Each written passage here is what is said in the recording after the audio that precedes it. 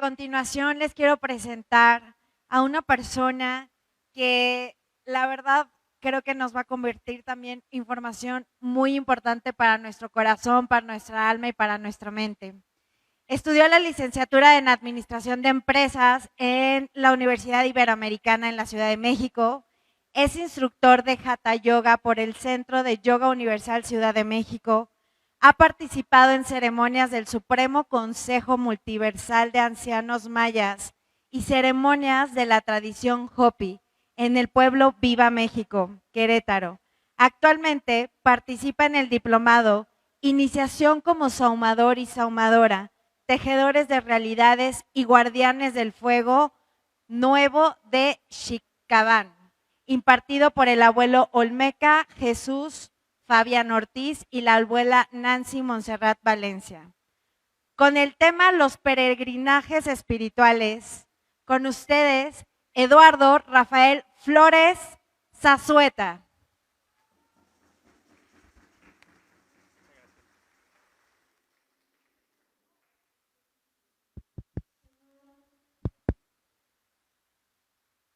Con el permiso de sus rostros y corazones, me dirijo a todos ustedes.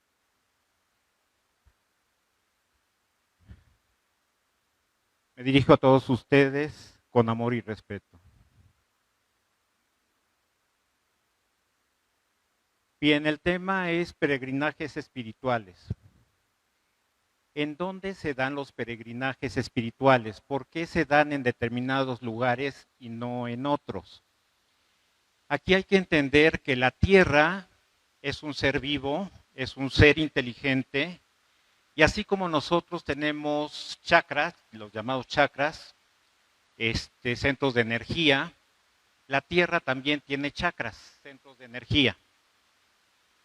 Y así como nosotros tenemos meridianos en todo nuestro cuerpo, así los denominan los sabios chinos dentro de su medicina tradicional, o nadis, como se menciona en yoga, en la tradición hindú. La Tierra también tiene estas canalizaciones energéticas que cruzan por todo nuestro planeta. Entonces, estos lugares de peregrinaje se conjugan dos aspectos muy importantes: las energías telúricas de la Tierra y las energías cósmicas que vienen del cielo. En estos lugares se da esa conjunción y nosotros los seres humanos, si estamos abiertos a ese tipo de energías, podemos transformarnos. Entonces, el peregrinaje espiritual es para un despertar de conciencia, un desarrollo interno. Siempre que se hace un peregrinaje espiritual, va a haber obstáculos, va a haber miedos, y eso hay que superarlo. Es parte de un proceso para alcanzar esa meta. El peregrinaje espiritual no es llegar a X lugar, es todo un proceso que va desde el inicio hasta llegar a esa meta. Y en ese proceso hay cambios internos.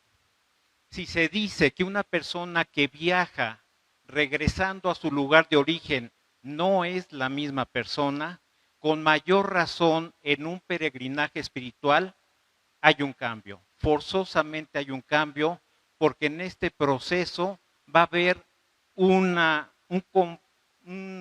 enfrentamiento con uno mismo. Va a tener uno que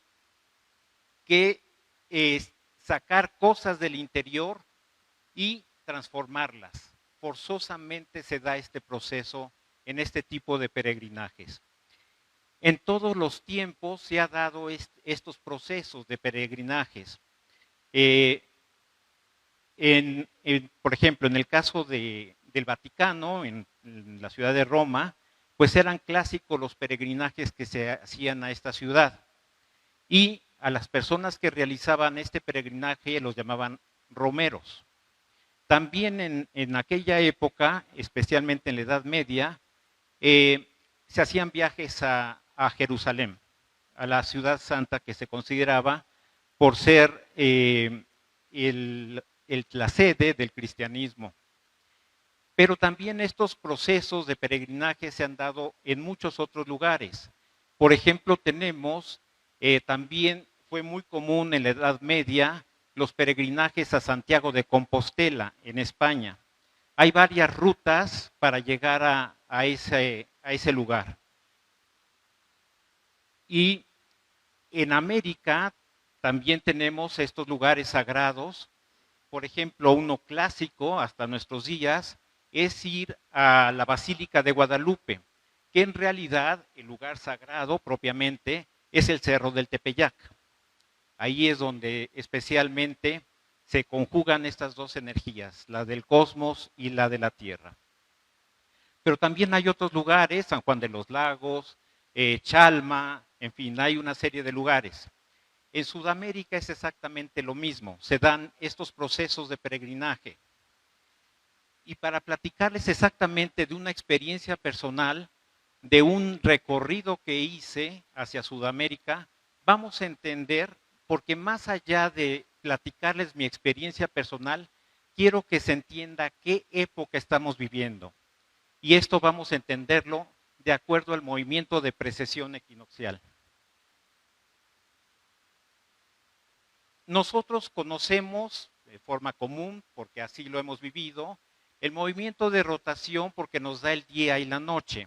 El siguiente movimiento es el de traslación que nos da el ciclo anual con sus 4 estaciones. Pero hay un tercer movimiento que no es tan conocido, pero en todas las culturas antiguas era conocido. A este movimiento se le conoce como precesión de los equinoccios. Para nosotros los occidentales, este conocimiento proviene de Hiparco de Nicea, matemático y astrónomo del siglo II antes de Cristo. A partir de esto que él señala en uno de sus textos, conocemos para nosotros este movimiento de precesión equinoccial.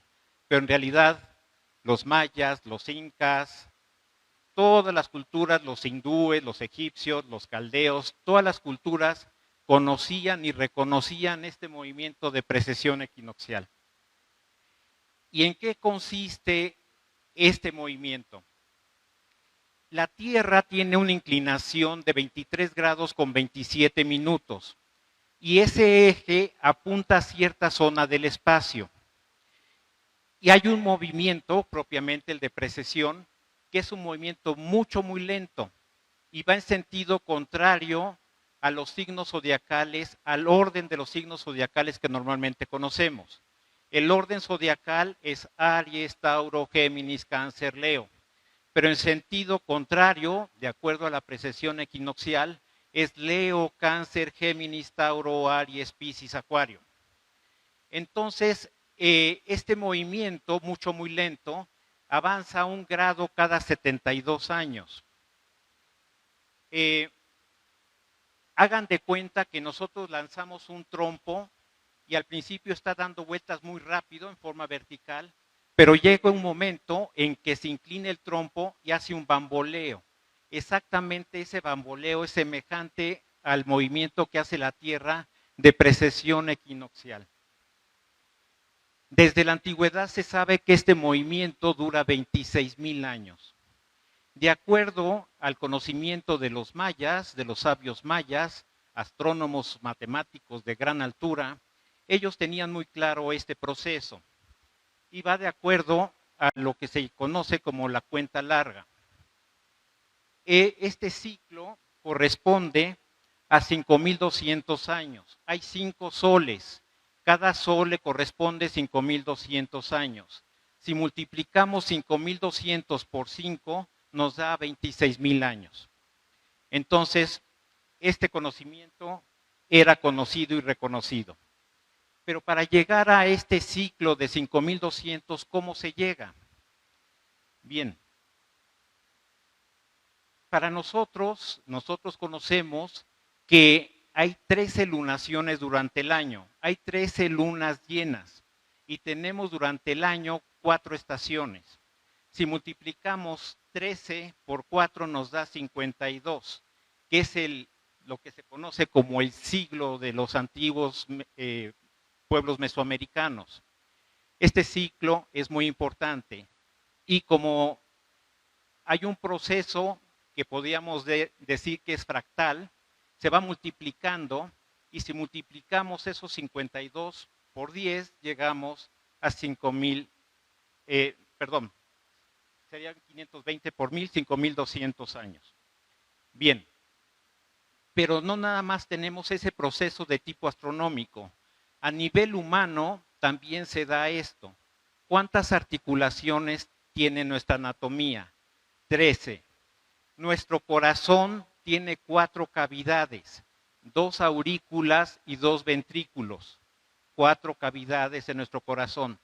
La forma que tiene nuestro corazón se asemeja a una pirámide inclinada.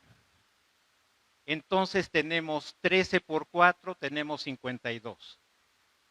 Lo que se conoce un texto muy antiguo que se denomina, se le conoce como la tabla esmeraldina, se le atribuye a un sabio que en los griegos lo conocían como Hermes Trismegisto, el 3 veces grande, dice, así como es arriba, es abajo, así como es abajo, es arriba, para la cabal realización del uno. Entonces tenemos que a nivel humano tenemos esa conexión individual con el cosmos.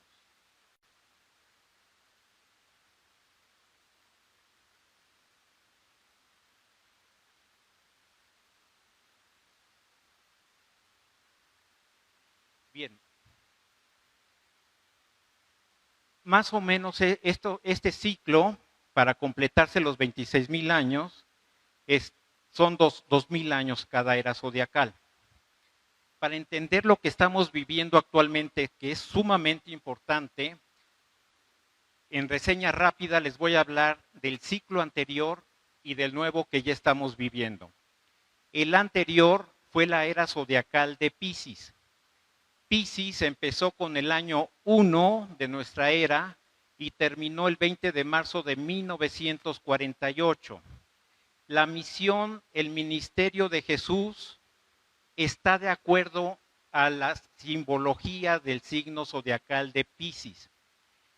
¿Por qué se dice que Jesús nació? Normalmente se dice que el año 0, pero el año 0 no existe. El año 1, porque Jesús, el Cristo, fue el Mesías, el instructor de la era zodiacal de Piscis. Y si nosotros analizamos toda la simbología del Nuevo Testamento, vamos a encontrar este símbolo de los peces.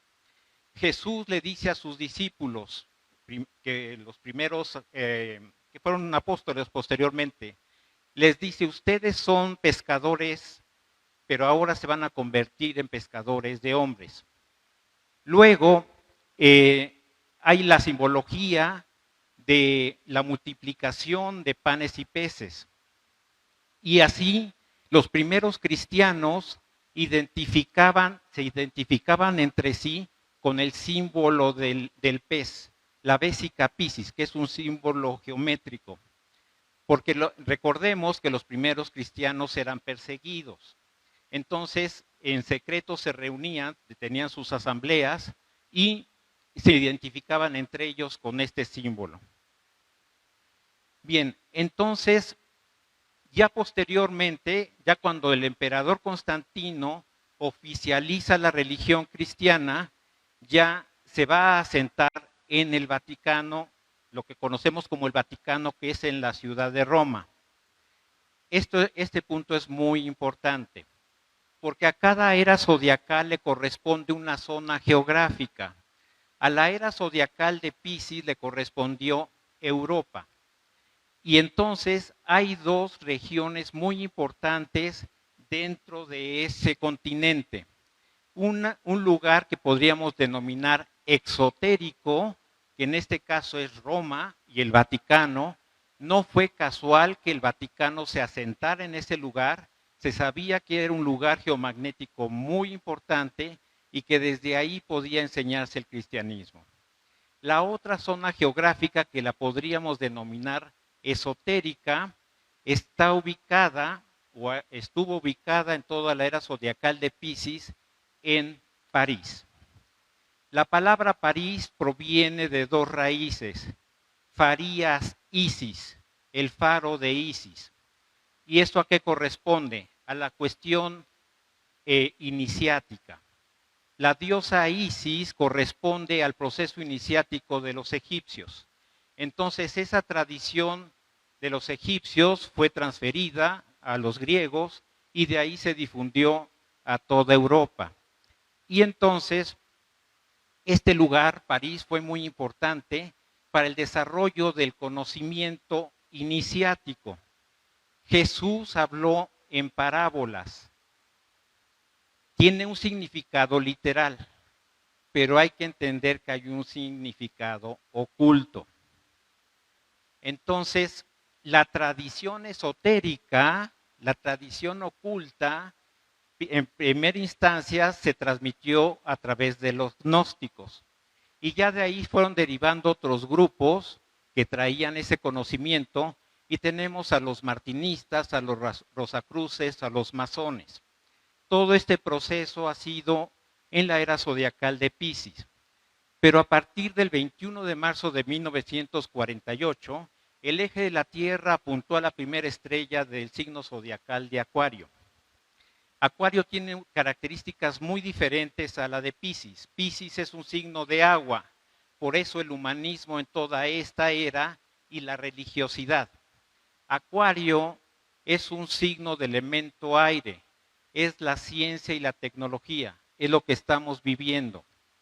Entonces, ahora ya la gente no cree por creer, siempre pregunta, ¿por qué? Porque quieren saber realmente en qué consiste eso que se está expresando.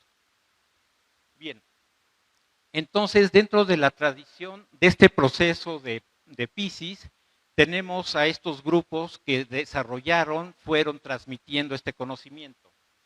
Actualmente, esto es sumamente importante para entender los nuevos tiempos, la zona geográfica le corresponde a Latinoamérica. La zona exotérica, siguiendo el mismo esquema, le corresponde a México. México juega un papel muy importante en la transmisión del conocimiento en esta nueva era. Y la parte esotérica le corresponde a lo que actualmente son los países de Perú, Bolivia, Venezuela. Entonces, este conocimiento está resurgiendo porque hay otra condición a nivel zodiacal. Piscis es un signo femenino. Este conocimiento profundo, trascendente, se oculta, se transmite de forma secreta, en forma oral. Y ahora que estamos en la era zodiacal de Acuario, Acuario es de elemento, su principio es masculino. Entonces este conocimiento se abre y es precisamente lo que estamos viviendo. A partir de que entramos a la era zodiacal de Acuario, además de que hemos visto el vertiginoso avance de la ciencia y tecnología, vemos que el conocimiento que estaba oculto ahora se manifiesta, se dice abiertamente. Entonces estamos en una época de conocimiento, pero hay dos tipos de conocimiento. Uno, digamos, relativo, que es, podríamos decir que es la ciencia y la tecnología, y el conocimiento profundo, el conocimiento trascendental, que es el de la sabiduría ancestral. Y actualmente, tanto en México, Centroamérica y Sudamérica, resurge este conocimiento y se empieza a transmitir, porque es el momento adecuado y preciso para hacerlo.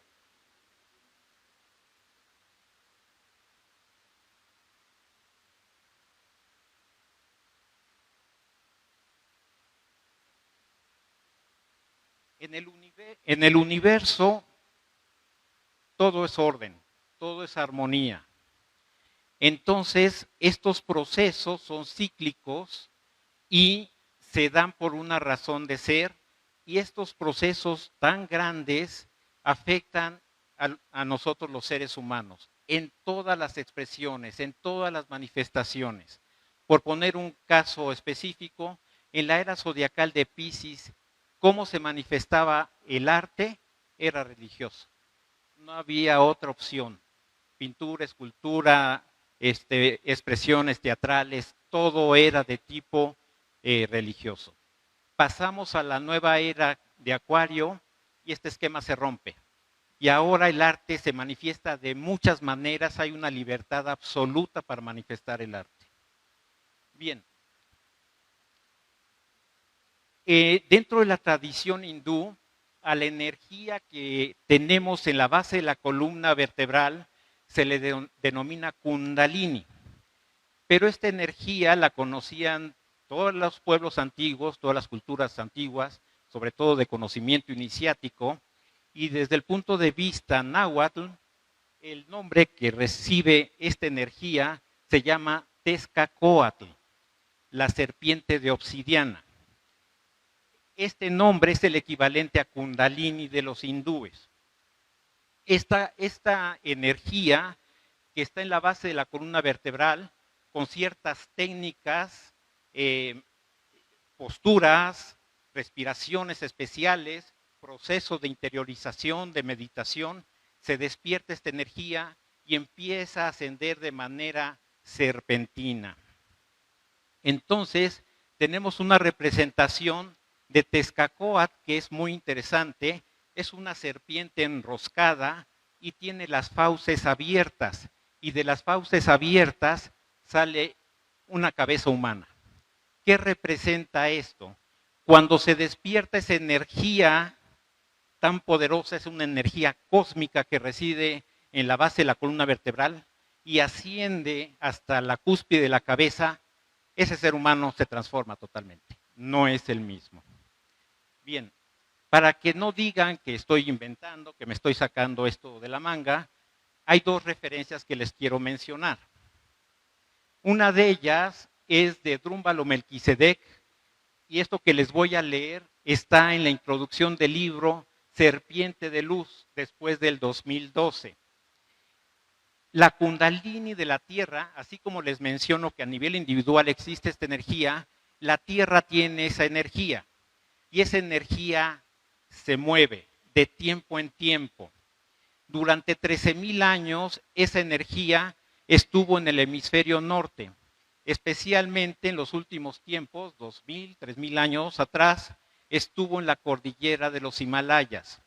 A partir de que entramos a la nueva era zodiacal de 1948, esa energía se empezó a mover hacia la cordillera de los Andes. Esa energía poderosa de la Tierra ahora está establecida en la cordillera de los Andes. Hay una característica muy importante. El hemisferio norte, este mundo se manifiesta de manera dual. El hemisferio norte es masculino, es de polaridad masculina. El hemisferio sur es de polaridad femenina. Entonces, cuando esa energía poderosísima de la Tierra estaba en el hemisferio norte, predominaba el principio masculino. Pero ahora que se traslada al hemisferio sur, a la cordillera de los Andes, predomina el principio femenino. Y lo estamos viendo en todas sus expresiones y manifestaciones. Bien, ¿qué es lo que dice este libro en la introducción? Cada 13,000 años tiene lugar en la Tierra un acontecimiento sagrado y secreto que lo transforma todo. Un suceso que cambia el curso mismo de la historia. Y este raro acontecimiento está teniendo lugar ahora, aunque pocos son los que lo saben. Además, la mayor parte de las personas que lo conocen lo han mantenido en secreto y oculto hasta hoy. Estoy hablando de la Kundalini de la Tierra. Existe una energía conectada con el centro de la Tierra, cuyo aspecto y comportamiento son muy similares a las de una serpiente en movimiento. Esta energía se traslada por la Tierra al igual que la energía Kundalini lo hace por el cuerpo humano. Cada 12,000 años, cada 12,920 años exactamente, se produce un pulso por el cual la polaridad de la Kundalini de la Tierra cambia al polo opuesto, mientras varía simultáneamente su situación sobre la superficie del planeta. Una energía que tras pasar de Tíbet a India, recorrió serpenteando casi todos los países del mundo hasta llegar a Chile, el nuevo hogar de la Kundalini de la Tierra, el nuevo Tíbet. Les recomiendo este libro. Viene el proceso de cómo se fue trasladando, cómo se fue moviendo esta energía desde la cordillera de los Himalayas hasta llegar a los Andes. Hay una cosa muy importante de nosotros los seres humanos. Nosotros debemos de participar activamente en todos los procesos de la Tierra. Este movimiento de la Kundalini no se dio por casualidad. Seres humanos, chamanes de gran calado, movieron esa energía hasta llegar a los Andes.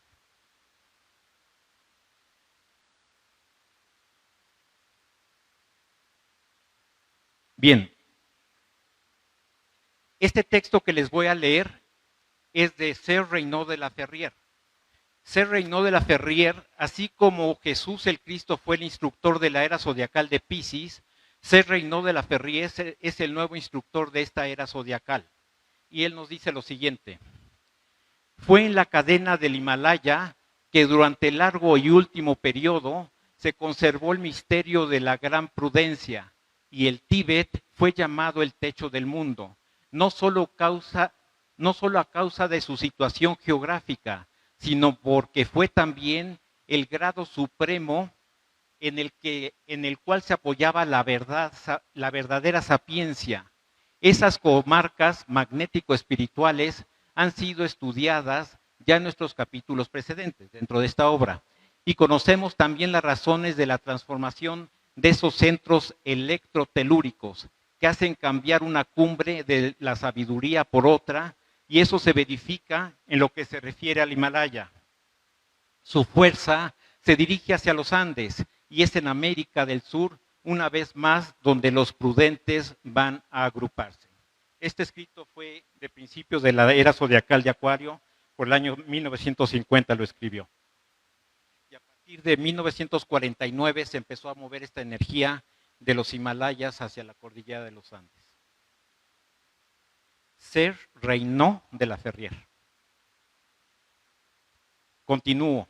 Igualmente, en lo que se refiere a los santuarios que se eliminan poco a poco de un Asia que se vulgariza cada día, en cambio los sitios sagrados se organizan cada día más en una América que se espiritualiza.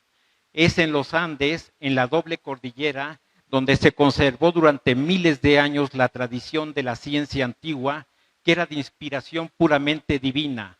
Los mayas, los quichés, los aztecas, los incas, dejaron en esa doble espina dorsal del planeta una huella indeleble de sus conocimientos. Es allí donde se conserva y se transmite fielmente la pura y sublime llama de la devoción. Y es de allí que va a florecer la magnífica civilización de la Edad Nueva. Ya les mencionaba, el hemisferio norte le corresponde la polaridad masculina, el hemisferio sur a la femenina. ¿Por qué realicé este viaje a Sudamérica y especialmente cerca del Nevado Sajama? Cuando la Kundalini de la Tierra estaba en la cordillera de los Himalayas, donde se potencializaba esa energía, fue en una montaña que para los budistas fue sagrada, el monte Kailash. Ahí los budistas, tanto de la India como del Tíbet, efectuaban peregrinajes y rodeaban esta montaña sagrada, el Kailash. Ahora que esa energía poderosísima de la Tierra se encuentra en los Andes, hay un equivalente de ese Kailash en Sudamérica, y es el Nevado Sajama, que los de Bolivia le dicen Doctor Sajama, porque de acuerdo a su conocimiento, esa montaña sagrada sana. Entonces, con base a este conocimiento, yo dije, yo necesito hacer un retiro espiritual cerca de esa montaña. Entonces, aquí un discípulo de Reinaud de la Ferrière dice lo siguiente: nuevamente, los grandes peregrinajes en América se han reanudado y el traslado del centro espiritual del mundo, el Tíbet, el monte Kailash en los Himalayas y el norte de la India a los Andes suramericanos, nos han hecho considerar el gran peregrinaje que se hacía al río Ganges cada 12 años, con motivo del Kumbh Mela, fiesta o reunión del aguador o Aquarius, para que se efectúe en América del Sur. Aquí hago un paréntesis. Kumbh es el nombre que se denomina al signo zodiacal de Acuario en la India. La palabra Kumbh en sí significa vasija o recipiente, pero Acuario es el aguador celeste, con el agua que está vaciando de su cántaro, está impartiendo el conocimiento.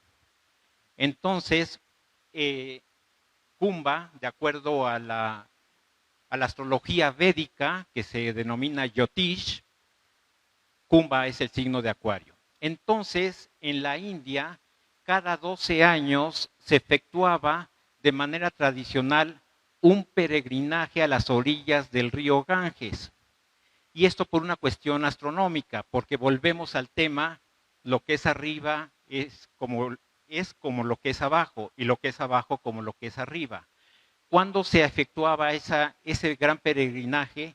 Cuando el planeta Júpiter, que ellos lo denominan Gurú, el Gurú, de acuerdo a la tradición de la India, es el disipador de tinieblas, es el que nos lleva de la oscuridad de la ignorancia a la luz del conocimiento. Entonces, este planeta Júpiter, que es el gran benefactor dentro de nuestro sistema solar, cuando Júpiter, Gurú, transitaba o sigue transitando por el signo de Acuario, ahí se realizaba esta ceremonia. Pero tiempo después se dividió en 4 lugares sagrados de la India. Y ese mismo planeta, Júpiter, Gurú, cuando está en otros 3 signos fijos del zodiaco, se efectuaba en esos lugares sagrados. Cuando Júpiter estaba en Tauro, cuando Júpiter estaba en Leo, en Escorpión o en Acuario. Ha sido al río sagrado de los incas, el Vilcanota o Vilcamaya, que nace en la provincia del Cusco, y al monte Sajama. Los nuevos Himalayas son los Andes suramericanos, sobre todo del Cusco al monte Sajama. Es significativa que al Kailash los pueblos de la región le han dado un título propio del ambiente místico de su época de centro espiritual del mundo. Rinpoche, el nombre sagrado de Kailash. Ahora Sajama, la gente de la región le da el título muy propio de la nueva era, Doctor Sajama.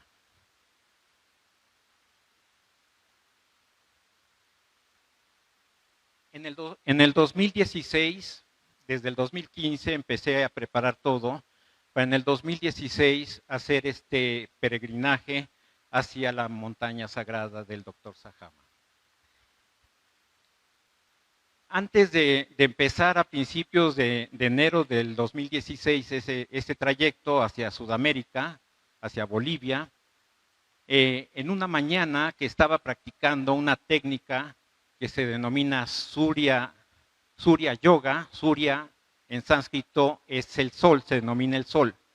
Yoga tiene la raíz sánscrita yug, que significa unión. Con esta técnica, que es mirar al sol directamente durante algunos minutos en las mañanas, hay una conexión directa con el sol. Entonces es la unión o unificación del ser humano con el sol.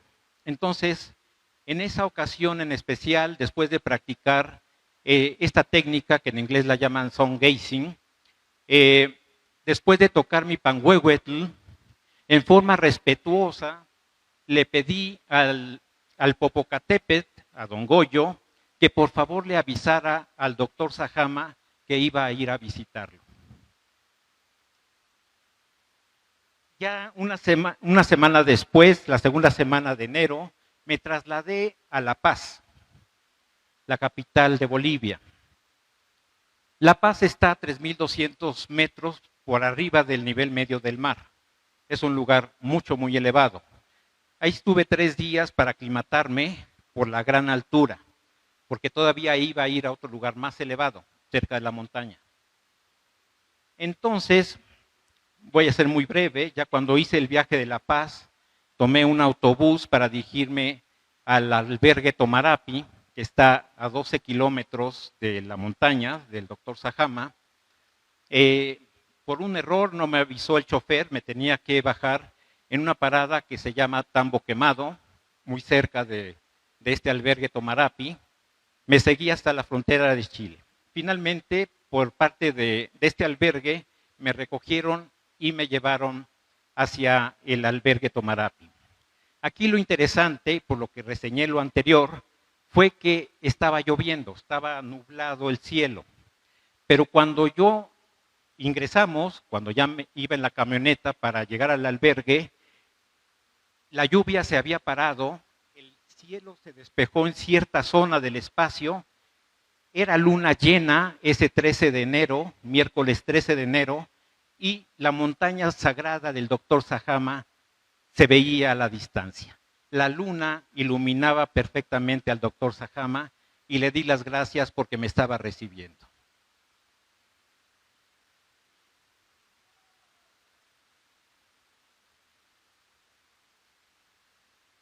Este retiro espiritual en Bolivia de 40 días, 33 días, lo hice en el albergue Tomarapi, cerca del Nevado Sajama, en donde se potencializa la energía kundalini de la tierra, Tezcacóatl, situada en la cordillera de los Andes, y 7 días fue a la orilla del lago Titicaca, del 13 de enero al 21 de febrero del 2017. Ese 13 de enero fue cuando ingresé a esa zona de Tomarapi. Este lugar está ubicado en el Parque Nacional Sajama, al oeste del país, en el departamento de Oruro. Forma parte de la cordillera occidental y es el pico más alto de Bolivia, 6.542 metros sobre el nivel medio del mar. Si por favor ponen el video. Este video que van a escuchar y ver, lo grabé ahí al pie de la montaña.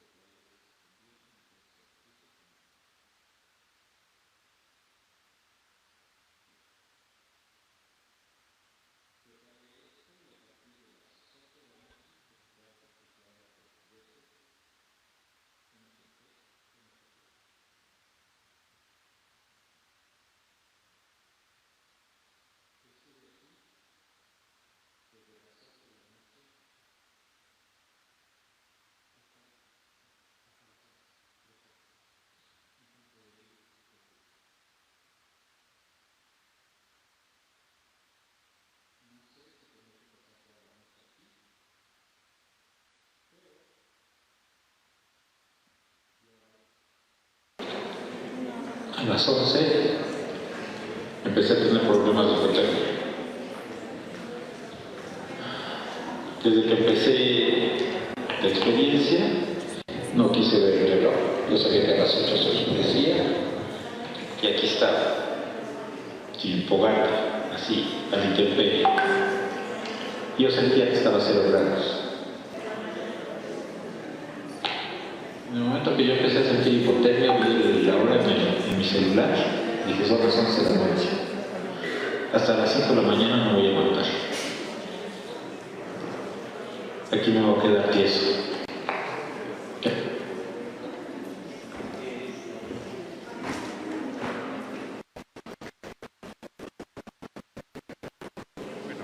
Ya me dije que dispongo de poco tiempo. Tengo otro video en donde señalo qué sucedió esa noche. Rápidamente les digo, cuando estaba ahí sentado con esa ofrenda, sentí mucho frío. Yo para ese retiro nada más comía una sola vez al día. Hacía disciplina mañana, tarde y noche ahí en el albergue. Todo el tiempo estaba haciendo disciplina, diferentes técnicas. Bien, en algún momento del lado derecho hubo una fuente de luz muy poderosa, muy fuerte. No eran estrellas, esa luz venía del lado derecho y apuntaba hacia mí. En otro momento, puntos de luz me iluminaban el cuerpo. En diferentes puntos se señalaba ese punto, como un rayo láser que me iluminaba. Entonces, a la conclusión que llegué, que en esa zona se manifiestan los hermanos mayores, los hermanos extraterrestres. Entonces yo dije, pues hubo un trabajo a nivel orgánico, hubo un cambio a nivel celular. Bien, para finalizar,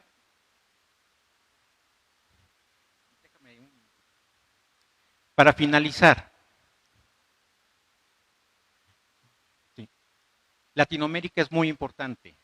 Entonces, no es casual todo esto que está sucediendo. Entonces, Latinoamérica tiene 4 letras inscritas, INRI, que hay un lema que dice Igne Natura Renovatur Integra, el fuego renueva totalmente la naturaleza. Entonces, es muy importante este proceso que se está dando en Latinoamérica, tanto de México como hasta Sudamérica. En la medida, todos los seres humanos tenemos un destino que cumplir. En la medida que cada uno de nosotros hacemos consciente ese destino y lo realizamos, se convierte en misión. Deseo que cada uno de ustedes cumplan con su misión. Muchas gracias.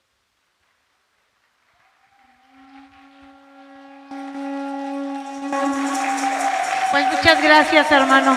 Gracias por compartir tus saberes, por compartir tus vivencias tan importantes. Y bueno, y creo que lo que nos hace falta es tiempo para poder compartir, pues, completo todo este conocimiento. Pero bueno, esperemos que pronto nos organicemos para poder coincidir nuevamente. Y pues agradecerte tu participación, agradecerte el que estés aquí y te entrego tu reconocimiento y reitero mi gratitud infinita a tu ser. Lazo Kamati. Un fuerte aplauso, por favor. Muchísimas gracias, licenciado. Muchas gracias. Muchas gracias.